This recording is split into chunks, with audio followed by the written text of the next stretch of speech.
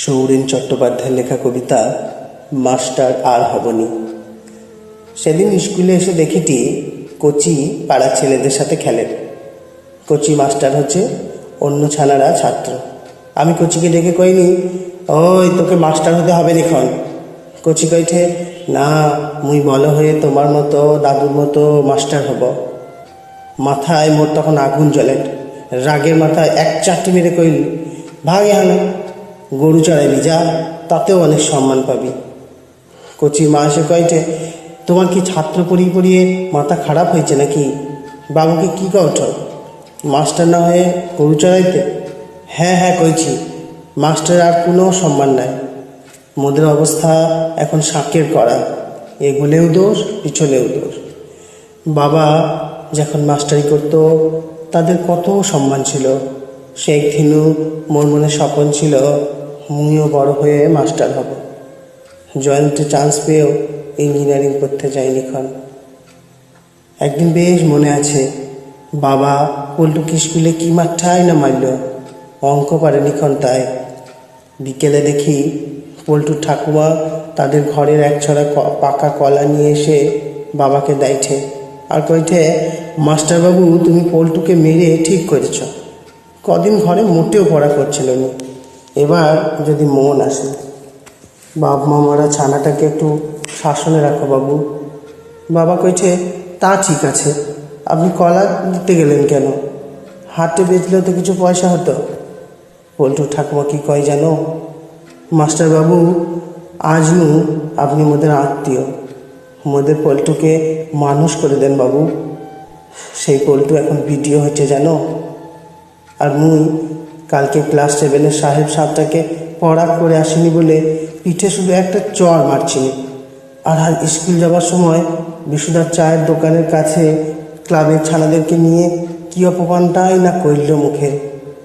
কি কয় যেন, সবার সামনে কইছে বউর সঙ্গে ঘরে ঝগড়া করে এসে মোর বেটাকে মারল।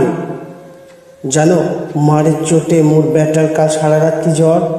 সকালে ডাক্তার দেখাতে গেছি, ডাক্তার কইছে গভীর আঘাত, MRI করতে হবে। কত টাকা মুই কোথায় পাবো? আজকের মধ্যে মুখে 6,000 টাকা দিয়ে যাবি। ক্লাবের ছানারা সাক্ষী রইল, যদি না দাও কালকে থানা যাব, দেখি তো চাকরি থাকে কি করে। কচির মা সব শুনে বলল, তুমি হেড স্যারের কাছে যাওনি? হেড স্যারকে কিছু কওনি? হেড স্যারকে কি বলবো, সুকুমারকে দিয়ে তিনি মুখে চেম্বারে ডেকে কি কইল জানো, সুশীলবাবু কেন মারধর করতে যান, দিনকাল বুঝেননি? ক্লাবরু মুখে ফোন করছিল, আপনি একটা মিটমাট করে নেন।